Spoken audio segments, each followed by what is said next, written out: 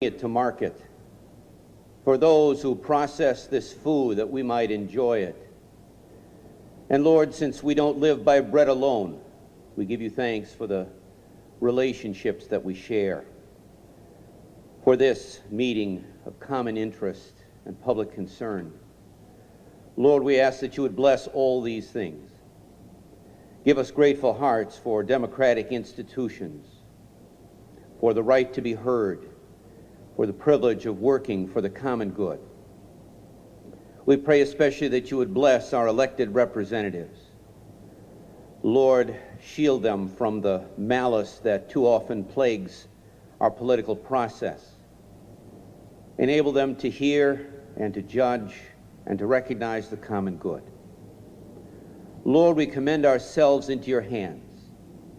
Give us humble hearts that we may acknowledge the gifts that you've given to others so that we may allow them to serve us. These things we ask in Jesus' name. Amen. Shame on me, because I've had many people mispronounce my German last name as well. So thank you, Reverend. What beautiful prayer. At this time, I'd like to introduce our head table, which is made up of many corporate sponsors, but also we have a few special guests with us here as well. We're very honored to have them with us. And when I call your name, if you could please stand, and we'll hold our applause until the very end. Beginning with Mr. Robert Jones with AT&T. Again, Reverend Richard Ziley, I have it correctly, Michigan Board of Education. David Goodwin, the chairman of our board of directors and president of Goodwin Lademan and Associates. Greg Flum, vice president and general manager with BASF. David Blatnick, who's a special guest of ours today with Marathon, and we're very grateful to have David with us here. Thank you so much, David, for joining us. Next, we have another special guest of mine, Doug Masana with Ford Motor Company. Thank you, Doug, for being here. Anthony Arminiak, Wayne County Community College Downriver Campus President. Jim Perry, the Executive Director of the Downriver Community Conference. Susan Cabello with Monroe Bank and Trust. Greg Petoniak, the CEO of SEMCA. Jennifer Whitaker, DTE Energy. Dean Trudeau, the CEO of Public Service Credit Union. Jeff Rankin, President of Sinorama in Allen Park. Kyle Mazurik with Comcast. Also, Jim Reichertz with Special Tree Rehab Systems. Chris Baran, the president of Baker College of Allen Park. Thank you so much for being here and supporting us.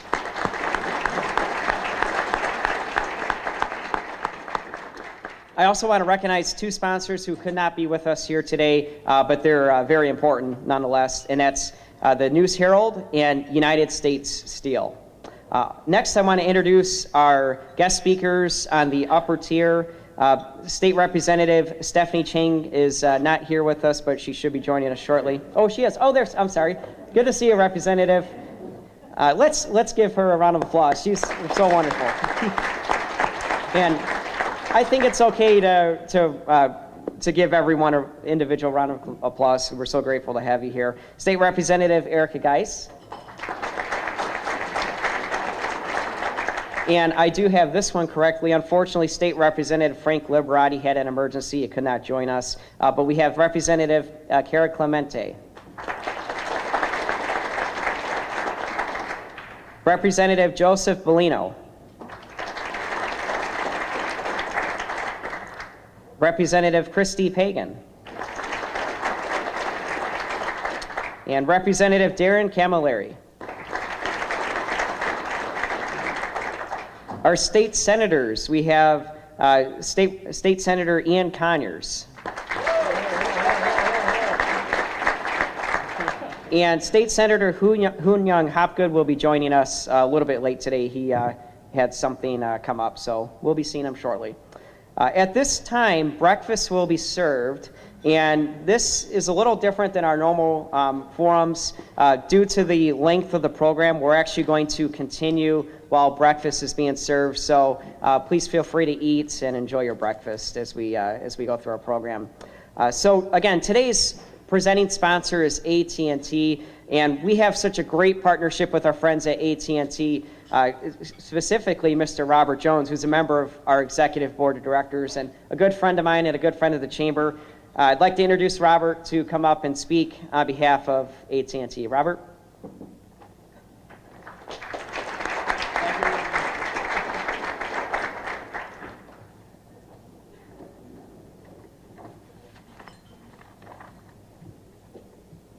Good morning. Ron had already mentioned, if you have a wireless device, please put it on silent. But at AT&T, it does not bother us. So if you have it on audible, it is okay. It's a sound that is music to my ears.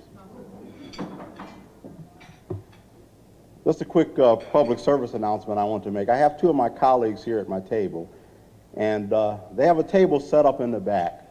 While not branded, they do have information talking about AT&T's products and services.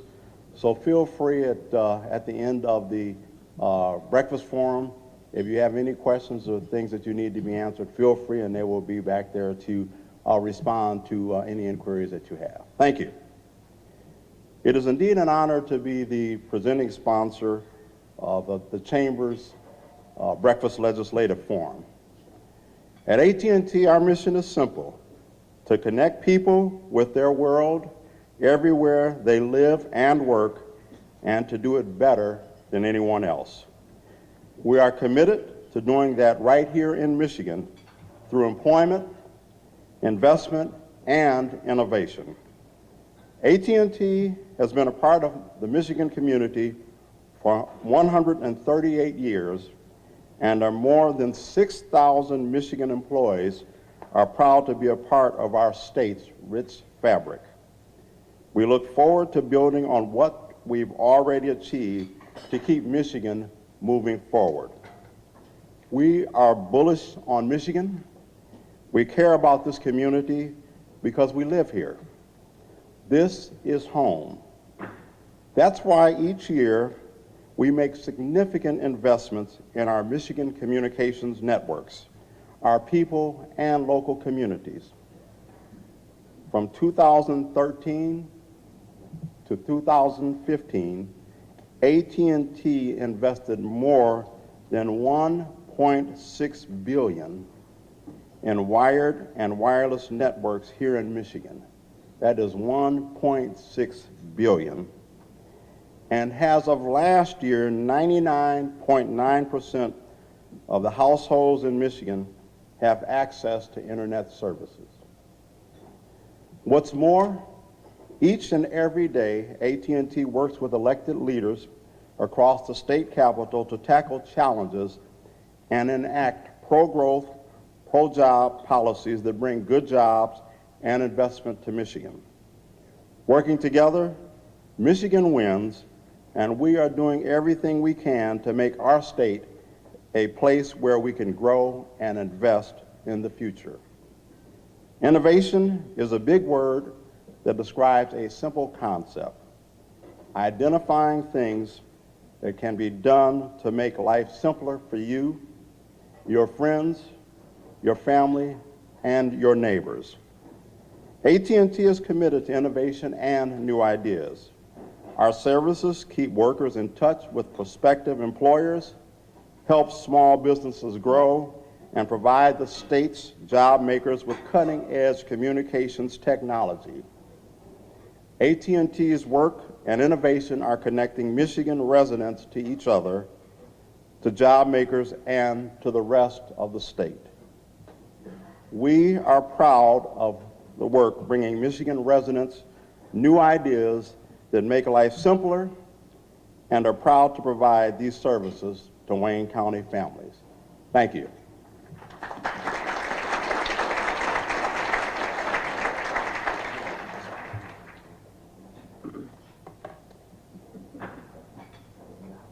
Before we can continue, I just want to mention that, or encourage you, if you take a look at, you'll see on your table, there's these little tabletop signs. Please take a look at these, because these are upcoming events, the business forum for next month, our annual salute to government officials, and many others. And then also on the PowerPoint slides, those are upcoming events as well. So I encourage you to attend some upcoming events and take a look at that. Thank you again, Robert. We appreciate your support.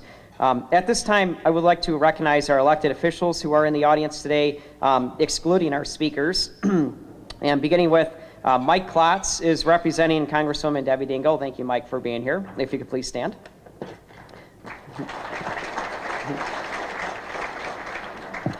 Next, I try not to say my favorite, but my hometown mayor, Mayor Andy Swift of the city of Riverview. It's good to have you, Mayor.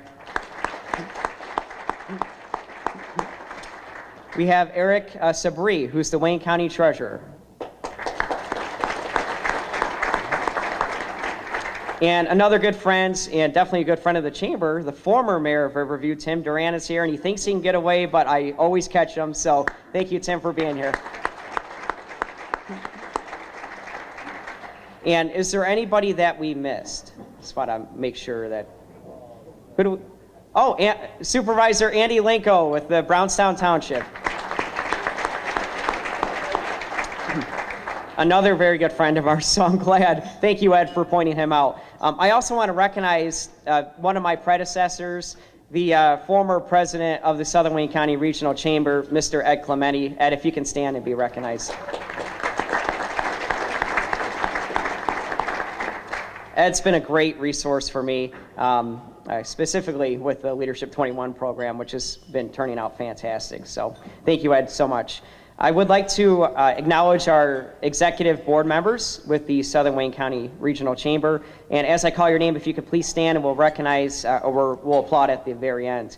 Beginning with the chairman of our board, David Goodwin of Goodwin, Lademan and Associates. Our immediate past chair, Greg Flum of BASF Corporation. Our first vice president, Kathy Kane of Market Insights and the Trenton Trib. Our second vice president, Robert Jones of AT&T. Our treasurer, Chriselle Kohler, Elder Care Home Care Group. Secretary is Ronnie Ruel of PNC Bank. Tony Arminiak of Wayne County Community College District. Chris Baran of Baker College of Allen Park. Rob Bovitz of Bovitz CPA. Carol Krumer of the News Herald, and I know she's not in attendance, she's recovering from surgery, is Madeline Williams of DTE, but Jennifer Whitaker is here representing her, so thank you so much for your support.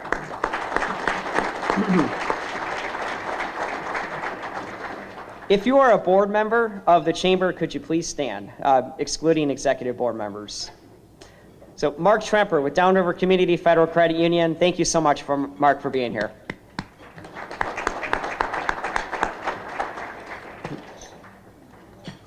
And if you are a chamber ambassador, could you please stand? So I just want to recognize our chamber ambassadors who are really the heart and soul of the chamber. They're volunteering many hours and really dedicated to making sure that the chamber and our entire community is a success. So thank you so much, guys, for being here. We appreciate your support and your hard work.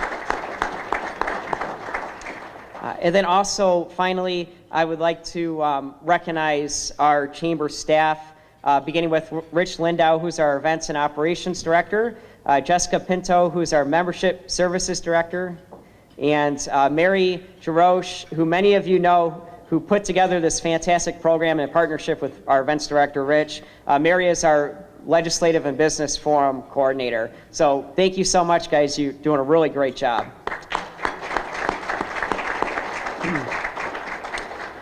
Okay, so we're going to move into the speaking portion of our program. And I realize that we're still eating, and I apologize for this. But at this time, I'm going to ask that each guest, starting with State Representative Stephanie Chang, if you can introduce yourself and then kind of give a review of what you're doing in the region for 5 minutes each. And we do have a timekeeper, I believe, who is Jeff Rankin from Sinorama.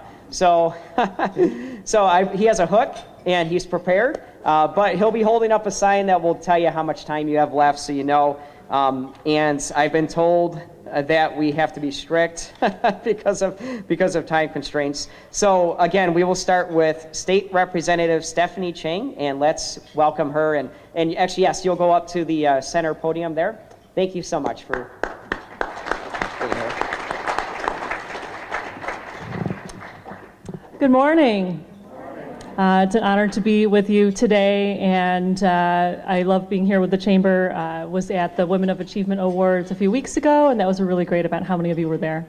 That was amazing. So my name's Stephanie Chang. I'm the state representative for House District 6, which includes part of Detroit, so Southwest Detroit, downtown, and part of the East Side, as well as River Rouge and Ecorse. I'm serving in my second term. And I love this job. It comes with a lot of challenges, but I'm really honored to be doing it. The committees that I serve on this term, I serve as the Minority Vice Chair for Law and Justice. So anything criminal justice related comes to that committee. I sit on the Education Reform Committee and have been on that committee for 2 terms now. And I'm also on the Natural Resources Committee.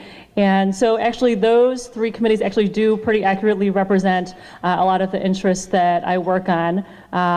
In my district, there's a wide range of issues, and you can probably imagine, given the wide swath of territory that it covers, there's quite a lot to work on and a lot of different neighborhood issues. But as far as some of my priorities and things that I've been working on, both last term and this term, a lot of it is directly related to criminal justice, education, and environment. So those are the 3 areas that I really spend a lot of time on. In terms of criminal justice, I will say that actually the 3 bills that I've gotten through the legislature have all been related to criminal justice. And I think that is because there's a lot of bipartisan interest in working on those issues. The bill that I actually got through the legislature and signed into law this term so far, and I've got a couple more hopefully on their way, but this one was actually related to female genital mutilation. Some of you may remember earlier this year some of the really horrific cases of young girls that were being cut. And so I actually worked on, together with a Republican colleague, we led an effort to get some bipartisan legislation through to address that issue. And so I'm really proud of that work. In terms of the environment, obviously we're here at the Chamber, and I think that there's a recognition on the part of my office and a lot of folks that we need to find the best ways possible to provide jobs and make sure we're having the cleanest air possible for our residents. Part of the reason why this is such an important issue for me to work on is that I think a lot of folks probably know in Southwest Detroit and in some of the downriver areas that I represent, air quality is one of the top issues for a lot of the residents that I talk with. And so a lot of the legislation that I've worked on has been very much focused on how could we address those air quality issues. In terms of education, obviously this is an issue that everyone cares about. We want to make sure that every single child in the state of Michigan is receiving an adequate, not just adequate, but quality education.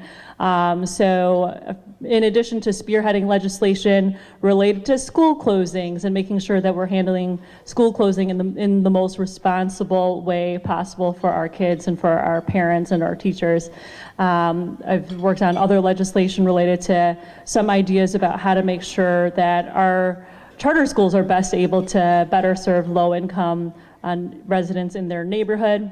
And the ongoing fight right now is, well, I think there's 2 ongoing conversations, one about accountability and how do we make sure that we are really taking a close look at how our schools are doing, but at the same time, how do we do that in the way that's most responsible for our parents and for our teachers and for our kids, with a way that doesn't have repercussions that would actually negatively impact our education system. And at the same time, we also have legislation that some of us are trying to fight right now in the State House that are related to millage, enhancement millage money.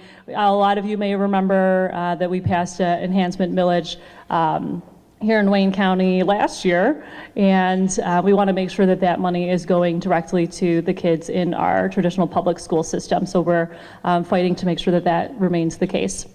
The last thing I'll just say, in addition to policy, one of the things that I really love the most about my job is the ability to actually use the power of this office to do good outside of the policy-making realm. Because I'm a Democrat, we serve in a Republican legislature, and so there's a lot of other things besides policy that we also need to be paying attention to.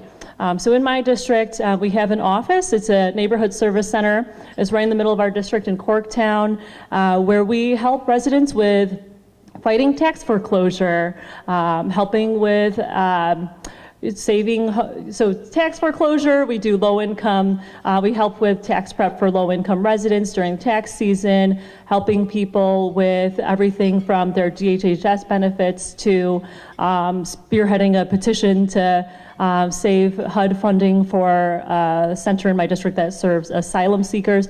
So we try to think outside of the box and do things that directly help residents as much as possible, and having that physical location in the district is something that's really important to me as a way to be able to have folks actually come directly to us so that we can directly assist them. So thank you for being here. I'm looking forward to some questions and enjoy your breakfast.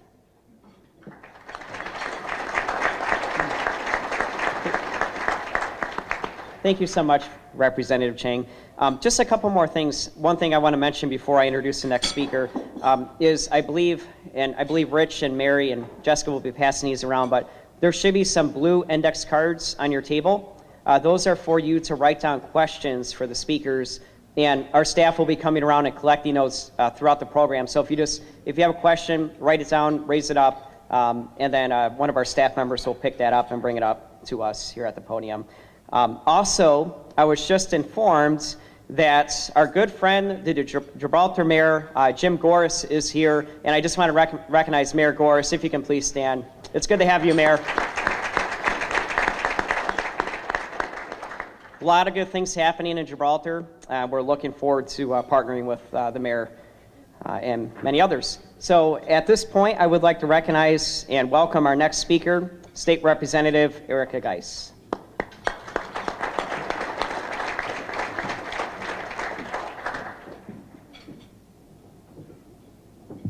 Good morning, everybody.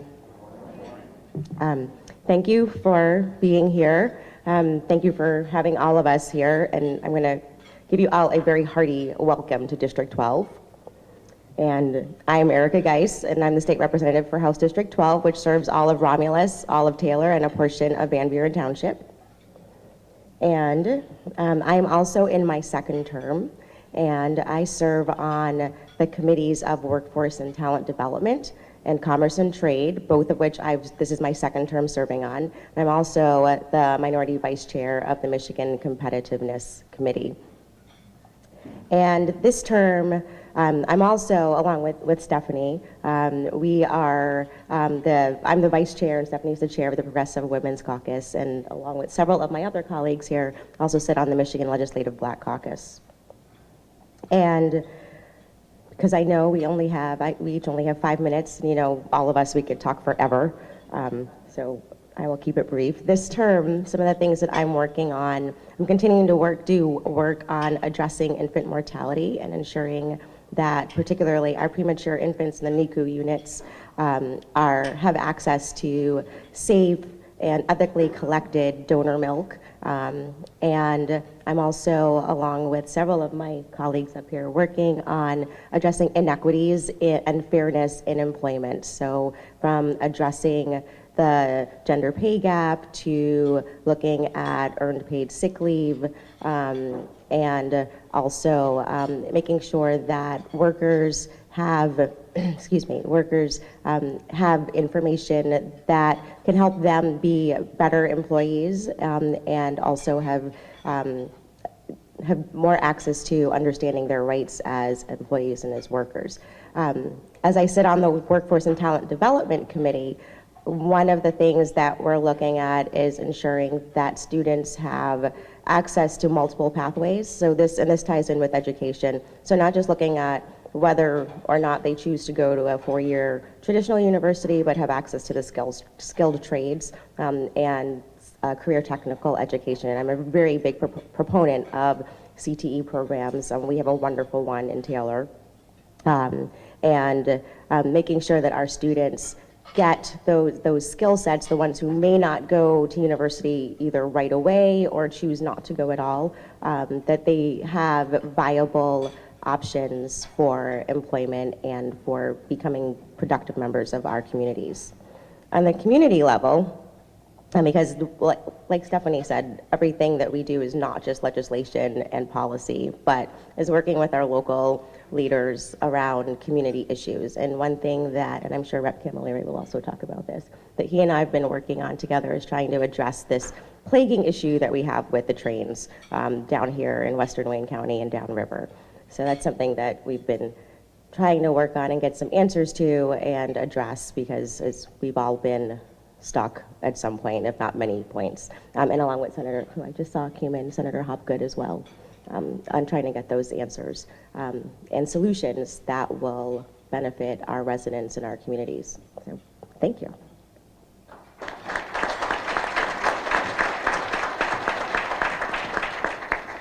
Thank you so much, Representative Geis.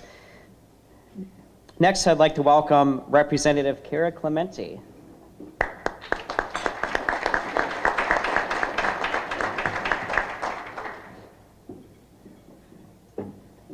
Good morning, everyone. Thank you for having me. Thank you for this forum. I'm a little more formal. I prepared notes. I'm not good off the cuff, so I'm going to read a few things. I'll tell you about myself. I was an educator before I became a legislator, so I have a lot of passion about education. And recently, we were looking at scores, and we came up with a bold plan with some people here on the stage that talked about getting intervention into our schools before third grade, starting as young as 3-year-olds and 4-year-olds. And I think that's very important, because the sooner that we can touch those students, with reading being so important, the better it will be. Of course, there's funding involved, so that's always something that's very difficult. I serve on the Transportation Committee and Infrastructure, Tourism and Outdoor Education, and Financial Services. And of course, we all see those orange barrels and traffic backups, and we're disgusted, but we should look at that as progress, because we did have an increase in the gas tax, which is giving us some monies to improve our roads and infrastructure. And with what's happening in Macomb County and Oakland and the water and the sewage, we need to put more investments into that. And we need to improve our cities that are older and infrastructure is going. So one of my goals in working on things is to really push that funding, that we can get more. And we have the I-75 project, which is halfway through, and I know it's caused a lot of traffic, but it will be better for all of us. In the tourism department, with Pure Michigan, tourism is increasing, and it's good for us, and I would really like for more businesses to come to our area. And with businesses, that is how we attract our best and brightest so that they can stay here. We have wonderful cultural events and things that can bring people in and hopefully keep them here and want them to live in this area. And of course, lastly, financial services, the data breach that happened recently is something very scary to all of us. And I think that our financial institutions are doing a great job of helping us secure our data, but we need to know more about that and be educated on that. And I'm hoping to work in financial service on some of those breaches to help everyone in our communities.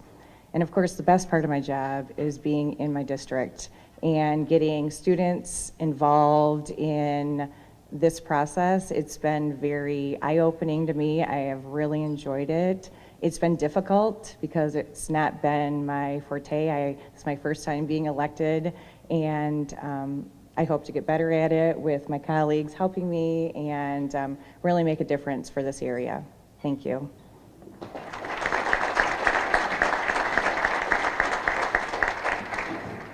Thank you, Representative Clemente. And next, I'd like to welcome Representative Joseph Bellino.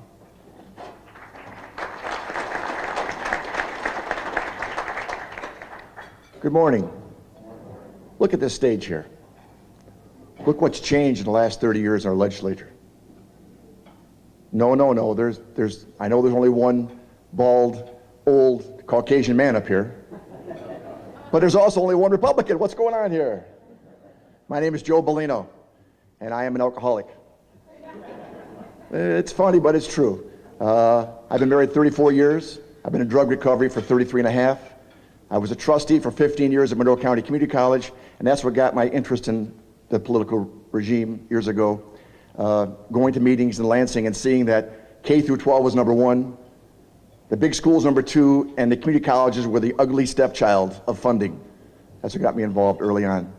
Married 34 years, my wife's a retired Catholic school teacher. I have 3 grown daughters. I have 3 beautiful grandkids. And somehow things got mixed up. I wish I would have had grandkids first. They're a lot of fun. The kids were a challenge. I've got a large swath of Monroe County. I've got the city of Monroe, Frenchtown, Berlin, Ashe, Exeter, Sumter, that's Wayne County, London Township, and then in Wayne County I have Sumter, Flat Rock, and Rockwood. I'm happy to be here tonight. Christy just reminded me that I was here last year for an introduction of people running for office, and I was kind of out of my element, working hard on the campaign.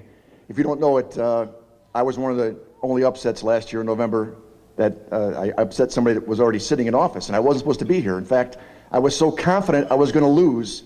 The day after the election, I was supposed to go down south and golf with 3 of my AA buddies who were my sign crew, and I had to cancel and go to Lansing for school for 2 days. But luckily, the guys had a plan. They said, when you're done with school, fly down to Raleigh, we'll pick you up, we'll golf for a couple days. So that's what I did. So every now and then, God has a plan, but you don't know what the outcome's going to be. I'm on a few committees. I'm on with Representative Chang. I'm on Natural Resources, which is wonderful. I grew up at Detroit Beach in Monroe, and as a kid growing up on the beach, the sign on the beach was, swimming is hazardous to your health. And that was the early 60s. I'm 59 now, so I'm happy to be on that with Ms. Chang. I'm also on energy, and being from Monroe, I have 2 huge plants in my district, which is nice to be on. I'm on reg reform, which is a lot of alcohol issues, gambling, real estate stuff. I still have a small business in Monroe. I have a liquor store. I know it's odd, I'm an alcoholic with a liquor store, but I don't drink my profits, okay? Small business, been there for 20 years, my wife and I running it. It's been in the family since 1954, so I understand a little bit about small business. And I'm also on the insurance committee. And you've been reading a lot about auto insurance the last few weeks, haven't you? I think it'll come to a head this week, guys, Thursday. I think I hear prep for a long day on Thursday. Bring clean clothes and lots of food. We'll be there at 2 or 3 in the morning. We'll see what happens. Lately, I've been working on a few things. Luckily, early on, the governor put me on an opioid task force. So that was the first thing I jumped into, using my experience as a drug addict to help craft some legislation for opioids. One was legislation pertaining to more education in the classroom about opioids. We talk about alcohol, marijuana, we never talk about opioids, and it's kind of newer. I don't believe we have more drug addicts on the streets today. Growing up into crack, getting sober right when crack came out, I was a cocaine addict and gin. I don't think there's more addicts. I just think the drug they're taking now is killing them. We had bad crack, and then we had bad meth, and now we got bad opioids, and we're going to heroin because you can't get the pill, and that's killing them. So I'm not sure there's more addicts. I just know it's killing us. So it's a huge problem. So I'm happy to be involved in that. Lately, I've been involved in something called driver responsibility fees. This came up during the Granholm era, where we'd fine people for getting lots of tickets or drunk drivings, and this would, A,